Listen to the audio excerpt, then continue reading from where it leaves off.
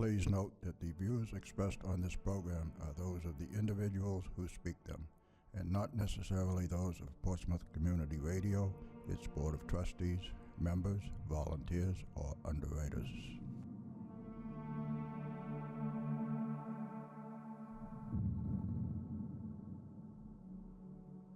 Good evening and welcome to Spirit Radio. I am your host, Willie Hassell. Along with my co-host, Lynn Nickerson, we will take you on a journey into the unknown where the paranormal becomes the normal. A journey to a world cloaked in darkness where reality becomes a thin veil. So sit back, relax, and join us as we venture into the shadows, the darkness, the unknown, and back.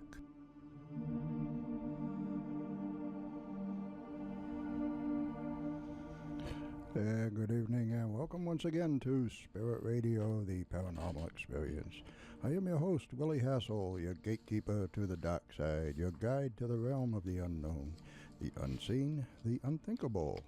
And she is the always lovely, she is the mystical, she is the mysterious, she is Lynn Nickerson. Good evening. Well, good evening, Willie, and how are you tonight? I am doing just fine, and how are you? Just excellent. We're going to have a really nice warm week coming up. Nice change. I don't necessarily believe that. You don't? No. You're not gullible, huh? No. No. Hey, no. The weatherman said it. It's got to be true. Oh, was it on the internet? Oh, yeah. Oh, okay, it's true then. All right. But regardless of the weather, we do have a very interesting show tonight, and we are pleased to have this guest on.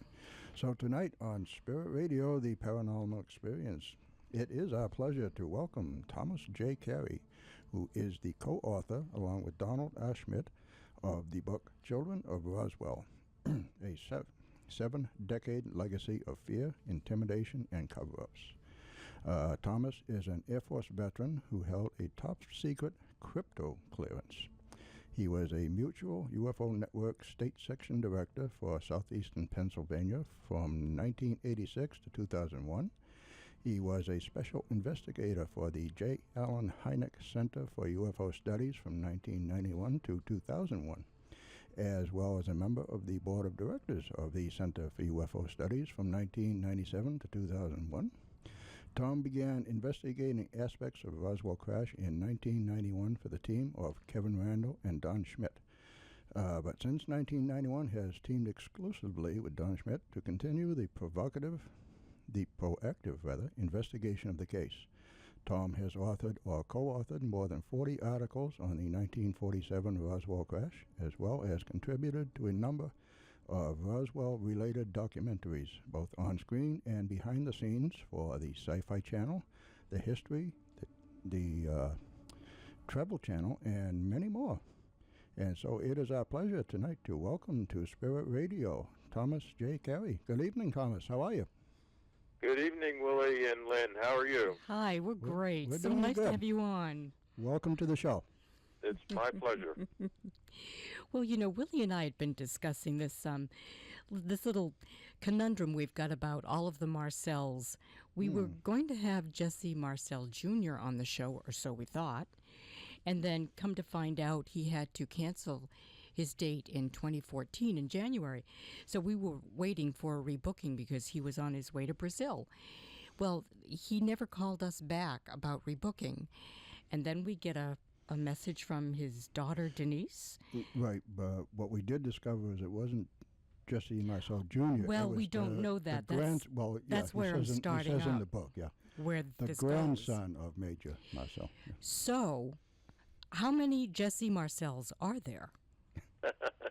There are three that I know of. Jesse Marcel Sr., who was the base intelligence officer back in 1947 at the Roswell Army Airfield. Mm-hmm.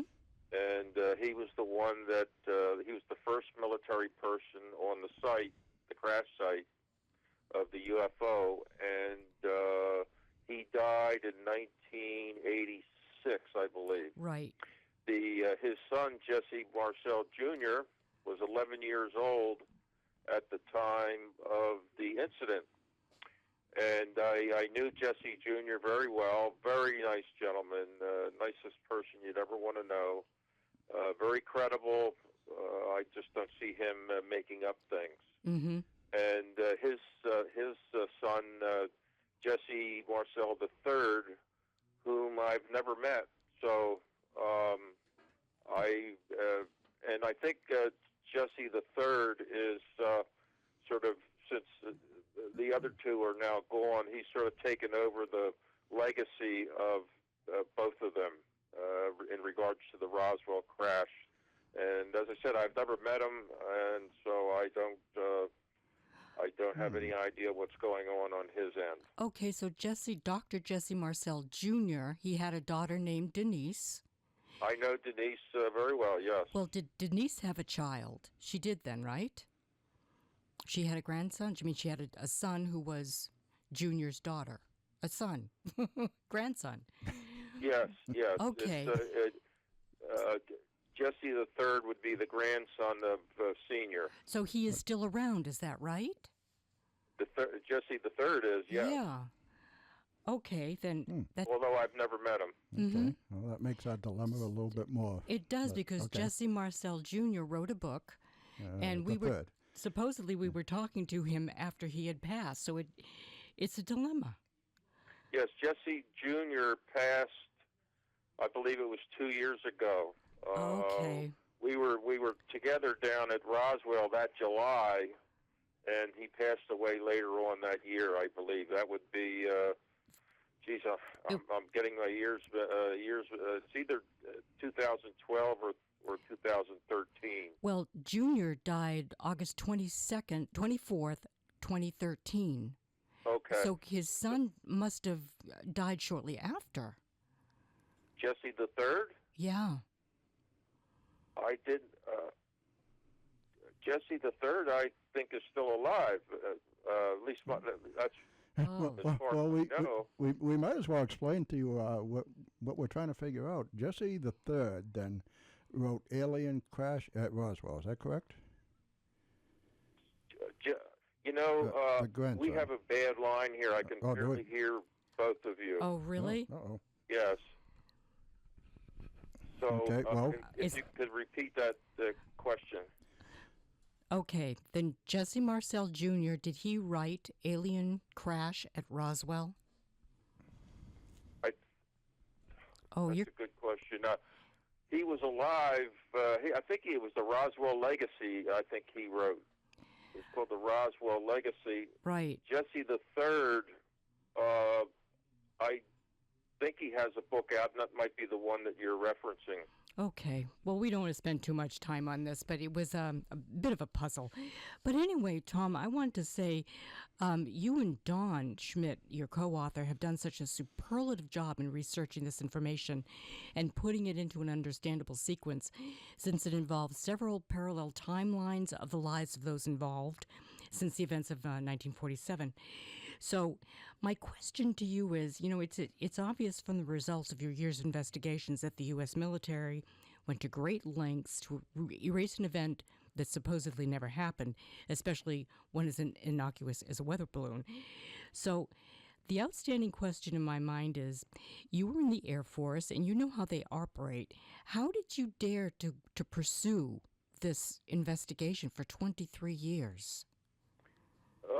How have we been able to pursue the investigation? Is that your question? How did you dare do that? Okay.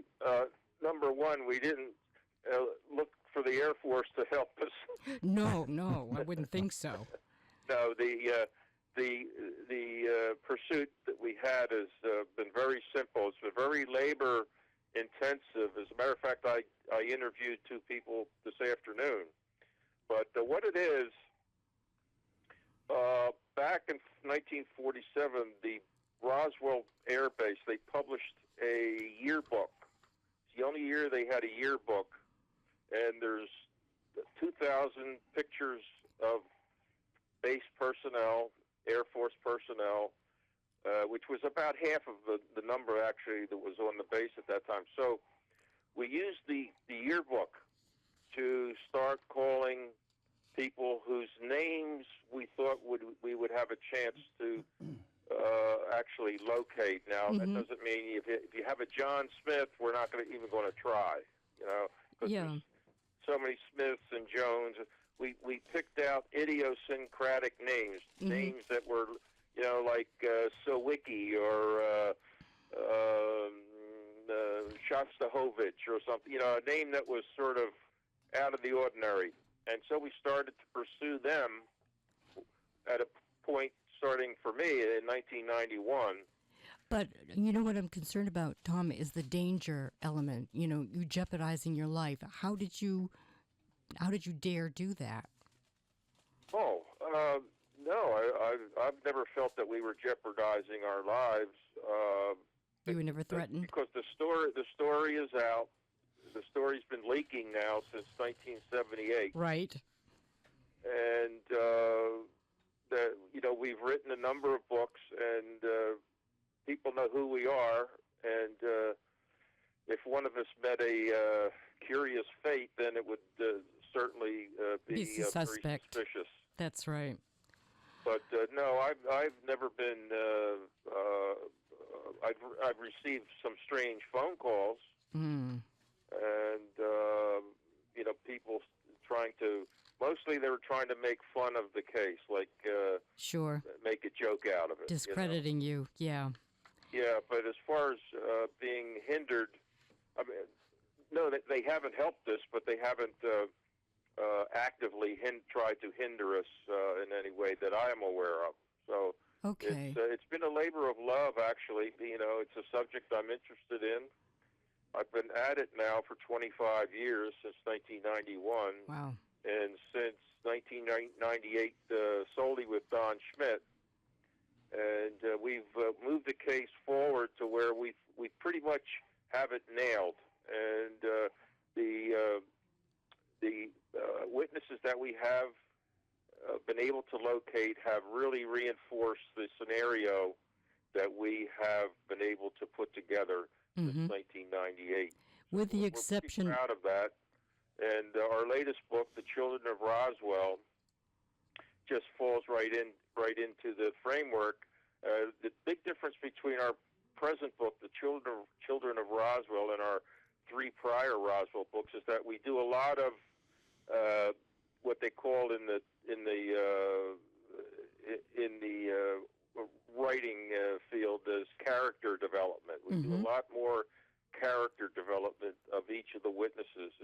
Whereas in the previous books, it was what happened, where did it happen, who was involved, that sort of thing. No real character development. But this one, we've had good feedback already on it. It's only been out a month, and it went to number one in Amazon. It went to number one in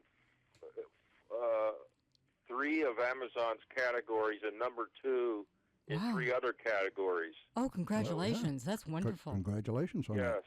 Oh, it is really interesting, and it's well thought out the way you laid it out with the timelines, everybody's personal life timeline. Well, what I wanted to... Go ahead, Tom. And the timeline took us a long time to put together. I bet. You get some people say, they go down to Roswell for a weekend. They think they're going to solve the case. It's not quite that simple. No. Because most everybody now who was involved is gone, of course. Yeah. But, fortunately, we got most of them when they were still alive. But we are still finding, as I said, mostly children and grandchildren now of the active participants. So, for instance, like today, I interviewed 2 of the children of the participants from 1947 who are now gone, of course. And who are the children? I'm sorry? Who were the children that you interviewed? One was his father was in the yearbook, and I remember his picture because I tried to interview him back in 2005, and unfortunately I couldn't find my notes, whether I actually contacted him then or not, but he was the son of an MP, one of the military police, who guarded the aliens who were being stored in the big hangar there on the base, and he was one of the MPs that stood guard around the hangar with an armed 45 automatic. Was he the son of Vega? Was it Frank Vega? Oh no, Frank Vega. Are you talking? No, Yeah. Frank Vega was someone else, but he was also a guard. An MP. Frank yeah. Vega is still alive. He's one of good. the few. Yeah. And we have a picture of him in the book. I know. I saw that. Yeah. I took it. He wouldn't let us in the house. Yeah.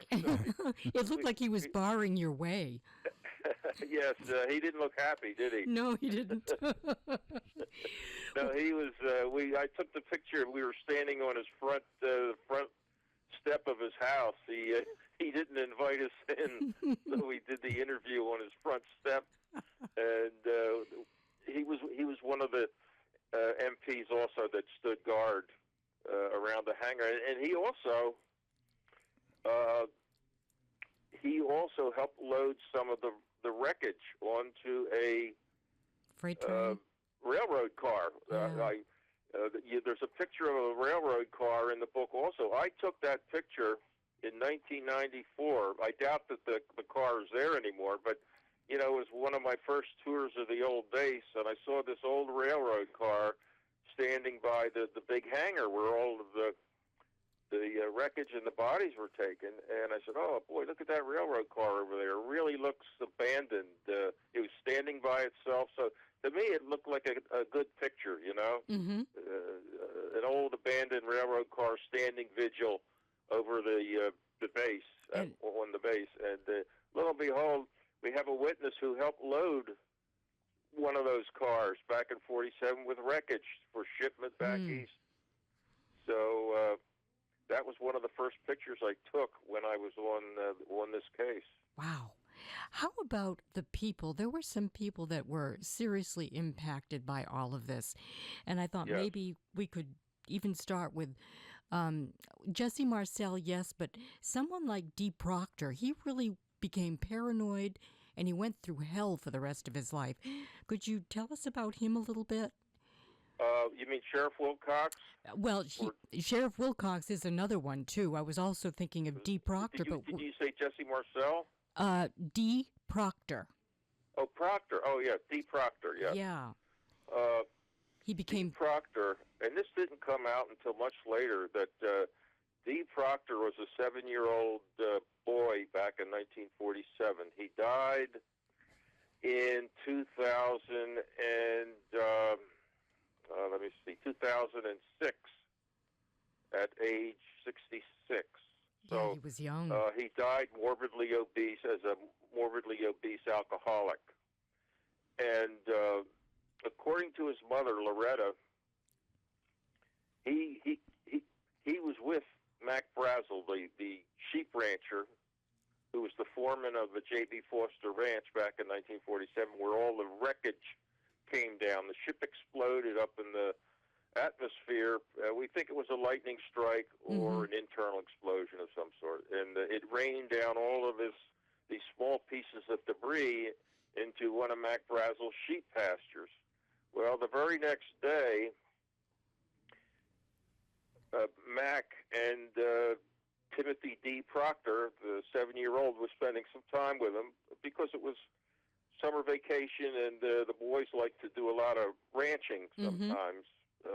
And they all could ride horseback. So they were out riding the range, so to speak, checking the sheep, when they came upon this large area of bright metal, little pieces of bright metal, about 300 feet wide by almost a mile long. So it was very, very big area with all of this wreckage. Well, Dee Proctor was with Mac, but we didn't know that until we were well into our investigation, because the newspaper article from the Times said that Mac was with his own son, Vernon, which was not true. Not true. So we tried to interview, for years, we tried to interview Dee Proctor.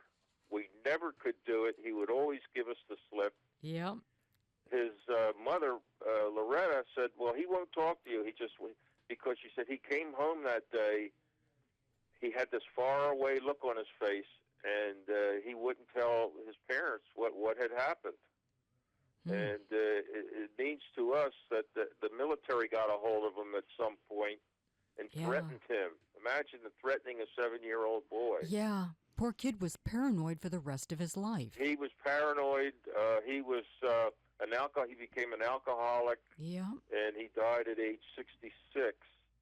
And we never really did get to sit down and talk to him because we would be going in one door of his mother's house in Capitan, and we'd hear the back door slam shut as he would go out the back door. So he kept giving us the slip, and we never did get to sit down with him. But on one occasion, according to his mother, she was in bed with a blood clot in her neck. This was in 1994, and she's already then in her 80s. So she has this blood clot in her neck, and the doctors don't know, if it goes to her brain or her heart, she's going to be dead. So, she has to take it easy. So D. Proctor, he thinks, his mother is maybe going to pass away. So what does he do? He bundles her up and puts her in his pickup truck, and out they go into the desert. And let me tell you, there's no real roads out there, so you're just bouncing along these trails, and the woman has a blood clot in her neck. Oh. But he takes her out into the desert, and Loretta says, well, I thought he might be taking me to the, Mac Brazel crash site where he and Mac found the wreckage, but she had already been there. So, but she says, I wonder why he's doing this. And then he turned off somewhere else, and she says, he's taking me somewhere else. So he took her to a site about 2 miles east of the original debris field site where he and Mac had found the stuff. And he gets out of he stops beneath a low bluff. It's on the desert floor there. There's a bluff, and there's a picture of me in I think it's the first chapter, standing atop this bluff, pointing to where Mac, according to D. Proctor, all he told his mother after this bumpy ride into the desert with this blood clot in her neck, he says, Mom, I wanted to take you here and show you this is where Mac found something else, meaning something other than wreckage. So what would that be? It would be bodies. That's where Mac found 2 bodies, we believe, that met their fate when the ship exploded. Out they were thrown and came down and met their fate on this low bluff by falling. Who knows from what height, 1,000 feet or 2,000 feet. So that's where Mac found two dead bodies. And we know that from other witnesses who were kids at the time who had gotten there and had seen the bodies themselves. But who would take your mother, she's on her possibly her deathbed, and you drive her out into the desert, and he wouldn't tell her anything else. Yeah, that's amazing. This is where Mac found something else. So this guy is paranoid, or he was threatened to the point where he really was told not to say anything about it, and all he could tell her was, this is where Mac found something else. That's amazing. And that was it. That's all he ever said. How many ships did crash, did they determine? Was it 2? And how many bodies exactly did they find? 2 living, 1 living, 2 dead, or? Yeah, the old story was that there was more than one craft. Well, there wasn't. It was a single craft that either had an internal explosion, or if it was external, it had to be one of a lightning strike, because July in that area, central New Mexico, is called New Mexico's monsoon season, where they have these huge thunder and lightning storms. You've never seen lightning like this. So that's the speculation. We don't know for sure, but we're speculating if it wasn't internal, it must have been a lightning strike. But there were 2. The outer shell exploded. There's no other craft involved. That was somebody else's speculation. It was pure speculation. Oh, okay. And the inner cabin or some sort of escape pod withstood the explosion. So immediately, two of the occupants were thrown out when it exploded. Those are the ones we just described. They came and met their fate at the Deep Proctor site. We call it the Deep Proctor body site, the one where he took his mother with the blood clot in her neck. So two were thrown out there. And so the capsule or inner cabin continued on in the southeasterly direction for another 35 miles, coming to rest about 32 miles north of Roswell. There were two bodies found there that were dead, and one that we call it the live one. One survived the crash and was found walking around when the first witnesses got there. Okay. So that would be a total of 5 occupants. 5. 4 of whom were dead, and one was survived the crash and was taken into, was recovered into custody. Not that it was an arrest or anything. Yeah. It was taken into custody, and ultimately, they all went to Wright-Patterson Air Force Base, or Wright Field it was called back then. The live one turns up, is not seen again until the following spring. That would be in April of 1948. It's seen at Wright-Patterson. So we know it got there at least by that time. And we've heard various stories about how long it lasted. The most credible one is that it lasted until 1952, when it died during some experiment that they were doing on it. Oh, geez. So it lived another 5 years until 1952. Is that the one they called EB? And the last we heard that was that all 5 of them were out in Utah at Dugway. It's the former Dugway Proving Grounds, and it's a lot like Area 51, but some high officer at Wright-Patterson on his deathbed told our source that he said we have 5 dead aliens in Utah. Well, that would be Dugway, and the 5 would be the 5 Roswell occupants. Okay. Tom, we are at the bottom of the hour right now. We're going to take a quick break. We're talking to Tom J. Carey of the Children of Roswell, co-written with Donald R. Schmidt. And when we come back, we're going to talk about a couple more of the people that were seriously impacted by the Army's inquisition about the Roswell incident. So we'll be back in just a moment. Please don't go away. Supernatural Magazine, the UK's newest paranormal magazine, provides support to Spirit Radio, the Paranormal Experience. It is the magazine's goal to bring every aspect of supernatural news and research from around the world under one roof to create a universal platform for all those interested in the supernatural. More information is available at supernaturalmagazine.com. You are listening to Spirit Radio, the Paranormal Experience on WSCA 106.1 FM, and we'll be right back after this short break.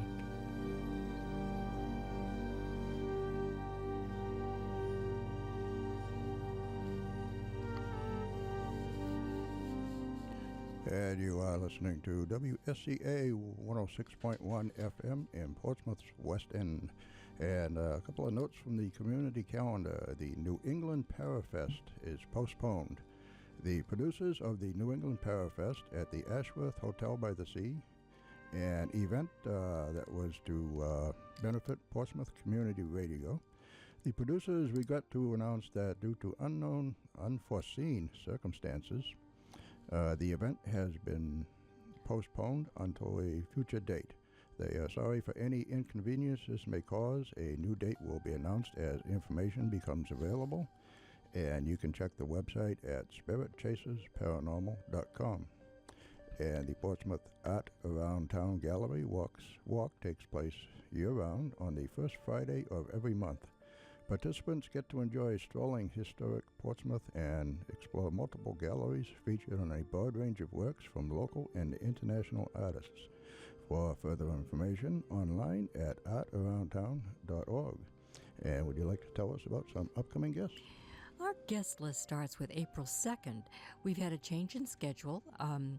Michelle Matuzas, who's a psychic medium empath, had been booked for April 2nd, but we've rescheduled it because of her release date on her tarot cards. So we have booked Shane Sirois of TrueGhost.com. He's been on before, and he's going to be joining us in the studio to give us updates on his ongoing investigations. April 9th, we're welcoming Dean Merchant. He's a local UFO historical researcher who, along with his wife Pam, are the organizers and originators of Exeter's annual UFO Festival. He's currently researching the history of UFOs in Exeter and the New England areas as far back as the 17th century.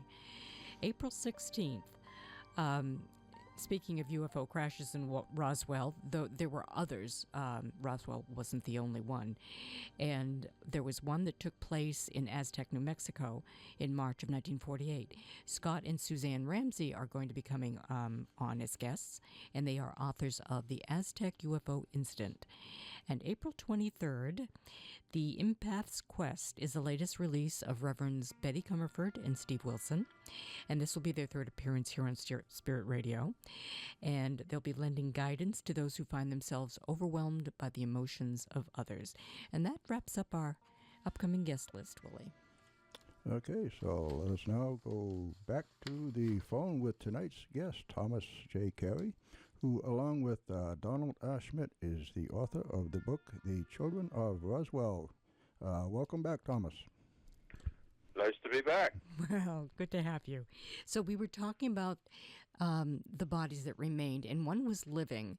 Was that the one that they called EB, extraterrestrial biological entity? Is that the one?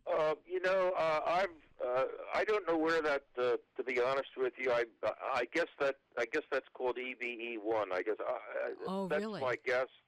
Okay. Extraterrestrial biological entity, and I'm guessing that the live one from Roswell is EBE1. That's a pure guess. Okay. I haven't really followed the other what the others are doing. That was my thought. Yeah. It could very well be. But okay. That's all I know about that. 'Cause, we always refer to it as the live one. The live one, okay. Yes. So getting back to these other people, I was really interested in what became of Sheriff George Wilcox, and Yes. his help was requested by the Army, the U.S. Army at the time, which became the Air Force about 6 months after the incident. But the Army requested his assistance in scaring the people of Roswell to death.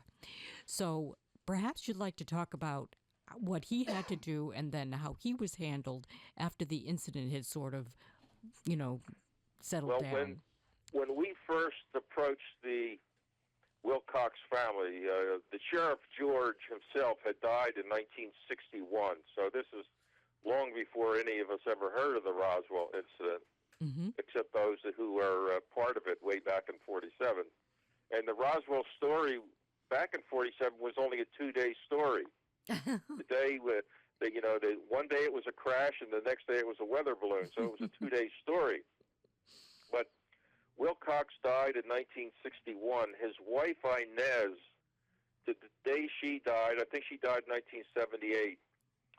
She believed that the Air Force, and she used the term, snuffed him out. She believed that the Air Force, the government, one of those entities had snuffed out the life of her husband by having Alzheimer's have a early onset. He died of Alzheimer's, but he had a very early onset. And up until that point, between that point and the 47 incident, he became paranoid. I interviewed his grandson, George Jr., for this book. He had never been interviewed before, and George Jr. said that he spent some time with his grandfather in the 1960s when he was a student at the New Mexico Military Institute, a military high school there in Roswell, and he said, we didn't talk about the Roswell incident because I could see right away that he was paranoid. And I said, well, how did you know that? He says, because every time an automobile went by, his grandfather would jump up out of his chair, run over the window, and look out as if he was scared that somebody was following him. Oh, that's a terrible way to live. Now, this is years after the Roswell incident. Mm. So we got most of the rest of the story from their granddaughter, Barbara Duggar. And she has a doctorate in education, very intelligent woman, became the head of the Del City, Texas public school system. Very nice lady, and she told us the story of what else happened to her grandfather, that they used him because he was fluent in Spanish. Mm-hmm. And they used him to go around to the local Hispanic people in Roswell who either knew about the crash, and especially the bodies, that there were these little bodies with big heads. They were childlike in size, but they were not from this earth. They were childlike, but they were obviously from another planet. And so they used him to go around to the Hispanics who knew about this to threaten them to remain silent or their whole families would be killed. Terrible. Now, how's that for a sheriff? Everybody apparently really liked, they elected him to go around and tell people, well, we're going to kill you. Yeah. Just keep quiet, or we're going to kill you, or the government will kill you. Well, that's what they used him for. And he didn't like it, but and he told his own children, he had two daughters, he told them that it was the biggest mistake he ever made in his life was to, when Mac Brazel came into town with all that wreckage, that strange wreckage, he said he should have called the media in first. Right. To look at it and go out to the crash site and see what was what. But instead, he called the air base, and the military came out. And of course, when they got out there, they covered up everything. Yeah. They threatened people to shut up. They said it was a national security item. The Cold War was starting, and we have to keep this quiet. But later on, just to make sort of put an exclamation point on their threats for them to remain silent, they started threatening them with their lives. So Wilcox, he didn't want to run for sheriff anymore, and he quickly became paranoid. And his wife Inez, she was really bitter because here the sheriff was helping out the Air Force do their job, and they never thanked him. They never thanked him. Instead, they came around to the sheriff's office one day, and the Wilcoxes thought, oh, well, they're coming over here to tell us what a good job we did.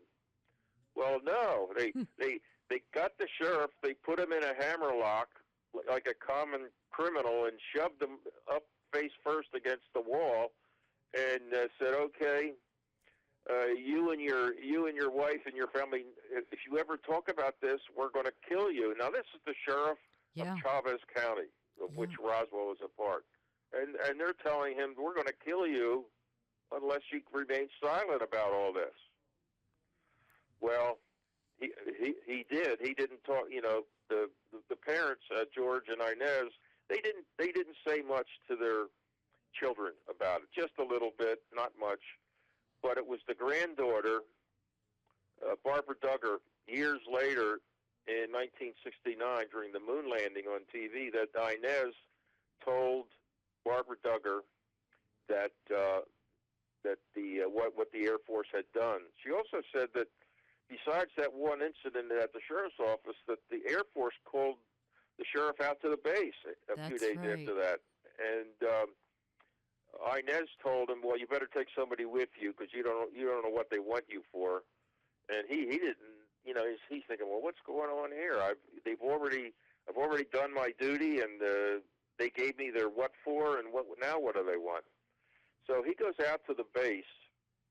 This is a few days after the initial rough up that he got, and he goes out to the base, and he comes back later in the afternoon, and Inez said it was obvious to her that he had been roughed up again.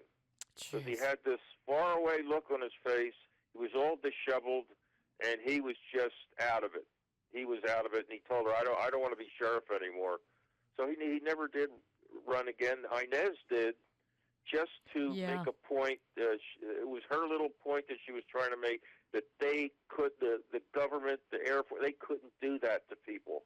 So she ran for sheriff, and she just barely lost, but she made her point that she felt that they, shouldn't be able to do that to civilians. Very brave of her. And he felt that he had been given some kind of injection. He wound up in a mental hospital. Yes, Inez said that she felt that he had been given either some sort of injection that made him go crazy, because they used that. She said after that he just went crazy, and she felt that they had given him something which made him go crazy and had this early onset of Alzheimer's. And ultimately he wound up attacking his wife, Inez. That's when they put him in a mental hospital. That's and where awful. he died shortly thereafter. So that family had a rough go of it for years. Yep, another casualty. I also wanted to talk about, Vern Brazel as well as Frank Kaufman, but why don't we talk about Vernon Brazel for a bit? The fact that he didn't get to go out to the debris field, it was Dee Proctor that did, but the kids at school made fun of him. So he had a tough time for the rest of his life. He served in the service, and then when he gets out, he moves away, and he thinks that, that's all behind him. But his parents decide to go to Alaska, and I guess he felt a real separation. He felt that they were abandoning him. That's right. Vernon Brazel, yes, Vernon. Vernon. Mac Brazel had he had Bill Jr., Paul, and Vernon. He had 3 sons and 1 daughter. Mm-hmm. And Vernon was the youngest. At the time of the incident, he was 7 years old. Now, he was on the ranch that summer at the ranch house, but he never did go out to the crash site. So he was not with his father when he found the wreckage. That was Dee Proctor. But he took a lot of, after that, because his father was mentioned in the newspaper articles. So he was teased, and, when you're a little kid, you get bullied. teased a lot, and he didn't like it. Surprise, surprise. And he felt out of place and ridiculed because of this incident. And so he went, and as soon as he graduated, he joined the Navy.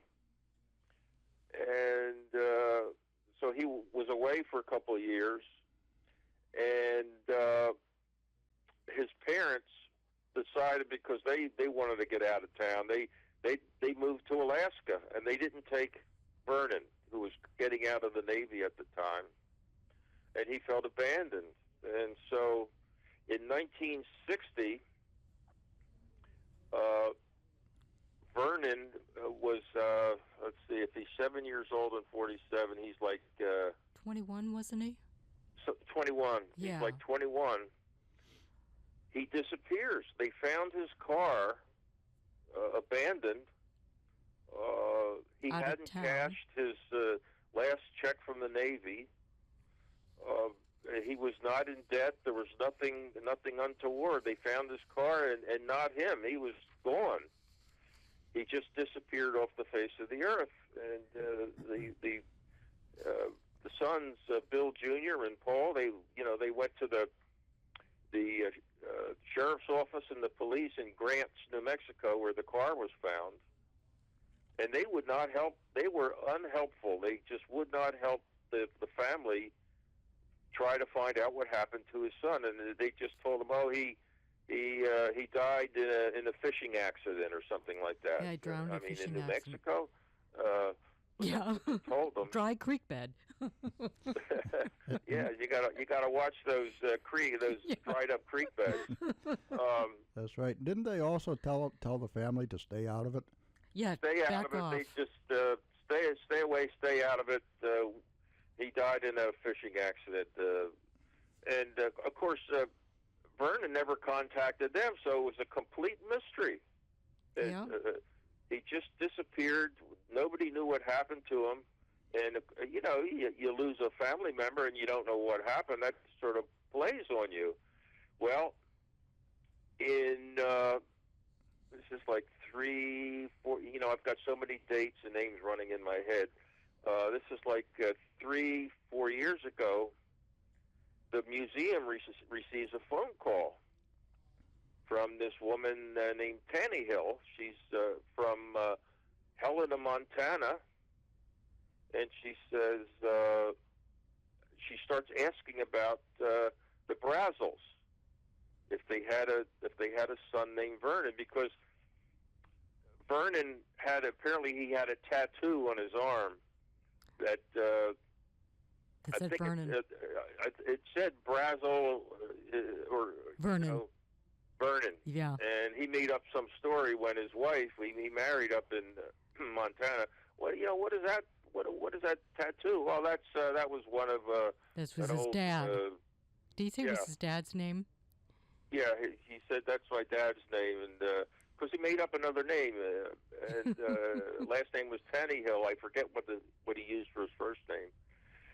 But she called the museum, and it was only by happenstance that she learned of this Vernon Brazel. She was, I guess, applying for Social Security benefits or something in his name, and the name Vernon Brazel came up, and she says, "Oh my goodness, I wonder if it has anything to do with the Roswell Brazel." So she called down there, and sure enough, there was a connection. Mm-hmm. And it turns out that Vernon had married her in around 1980, and 6 years later he put a gun to his head and killed himself. So the family at least found out what happened to him, but it's just one of the bizarre stories. He disappears, adopts a new name, lives up in Helena, Montana, which is, by the way, where Jesse Marcel Jr. lived. That's right. We don't know if they were friends or not, but and then he puts a gun to his head. So you can only guess what was going through his mind. Do you think that he disappeared just because he was trying to get away from it all, or do you think he was forced to disappear and take on a new? This, of course, it would be speculation. Certainly, getting away like that, I don't understand it. I would at least have tried to hook up with my folks in Alaska. But if you want to get away, why would you abandon your car? Exactly. It sounds like coercion. Yeah, it looks like an abduction of some sort. It does. Somebody did, took them and plotted them up there in Montana. Not really by his choice. No, it sounds like forced protective custody to me. Yeah. Either one choice, either remain as you are or and his wife die. Never knew anything about his prior life or the story until she was trying to get Social Security or benefits because he was a veteran. So and somehow the name came up.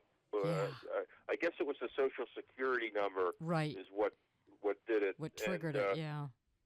And she says, "Oh my goodness, this fellow has another name." Yeah. And so she called the museum, and they said, "Oh yes, Vernon disappeared." And then she remembered, "Oh, he's got that tattoo on his arm with Vernon."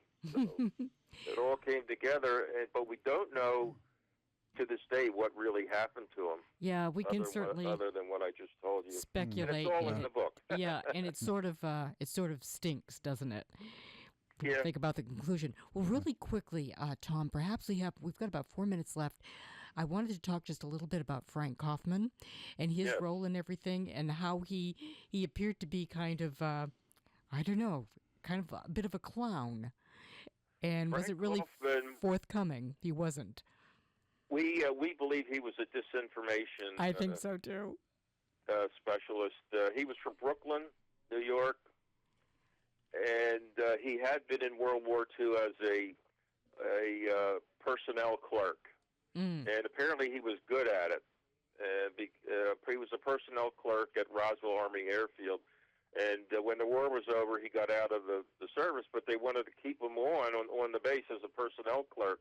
So he knew everything that was going on, that had gone on. I mean, he was right there in the eye of the storm, so to speak, when all this happened. And they're the toughest witnesses to crack when they are lying to you. The ones that have been at the center of, right there where everything was happening. But he told us a bunch of stories. I know he claimed to have been a member of some elite unit called the Nine that was called in to clean up the crash site, and he put all these stories about the bodies and what have you. And I can tell you, the first time I met him, he said he was a high officer. To me, having been in the Air Force, he just did not have the bearing of an officer. To me, at best, he was a non-commissioned officer, who was an enlistee. He was too glib about everything, and he just didn't talk like an officer would have. He wasn't polished. Plus he made some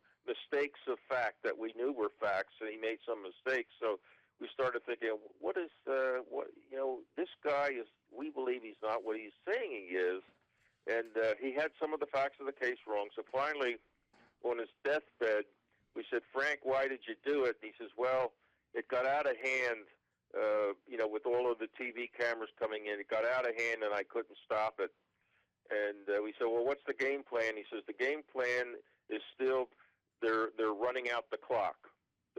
In other words, waiting for everybody just to pass away." And he died in 2001 of bone cancer. Yeah. But we knew him for almost 20 years, and some of the things he was telling us, you have to have some truth in it, to have some credibility. But he told us a lot of things that just didn't mesh with the story as we knew it. They were contrary to a lot of other testimonies, wasn't it? The stuff that he said. Yeah. Yes.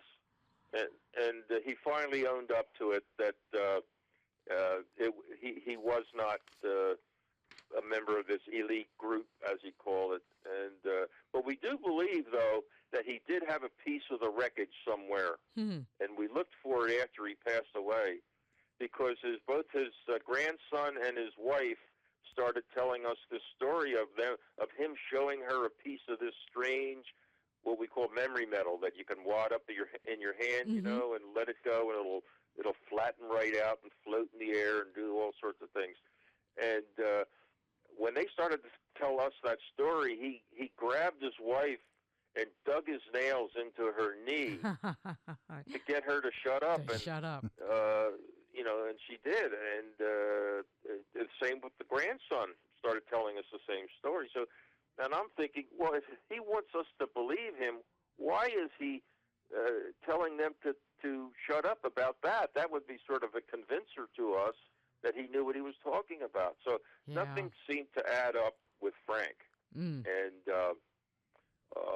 some of the things he said were true, but we believe, and being from Brooklyn, why would he stay in Roswell after he got out of the service? They gave him a job. They gave him a job and put him on the city Chamber of Commerce.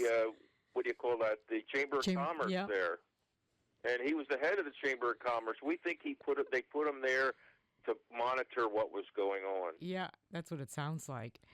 Yes. All right. Well, Tom, we've come to the end of the hour. It goes by so quickly. We want to thank you so much for coming on. And my pleasure. And you want to go ahead and tell people where they can buy the book, websites, and all that kind of stuff? You can buy the book at Barnes & Noble if they stay. I know bookstores are sort of becoming passé, but I think Barnes & Noble is still there. Oh, yeah, it is. You can get it physically at Barnes & Noble, or as a lot of people do, at Amazon.com. You can get it in, it's soft cover. It's what they call a trade.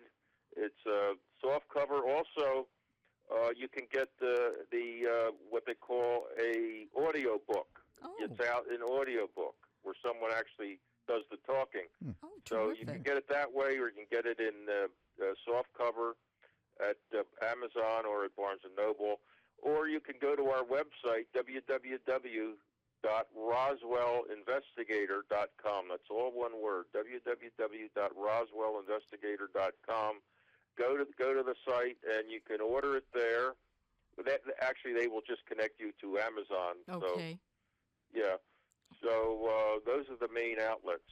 And like I said earlier, it went to #1 this past week. It's a great several book. categories. It's very #2 interesting. in several other categories. It's full of information. That's interesting. great. That's great. Congratulations on that, and thank you very much for joining us tonight. It's been a pleasure. We appreciate it. Okay. All right. Well, have a good evening. Okay, Thomas. Have a good evening. Good night. All right. That is Spirit Radio, the Paranormal Experience, and Craig Mosier with the Graveyard Shift is coming right up. Yeah. And thank you, everyone, for listening. Have a good evening.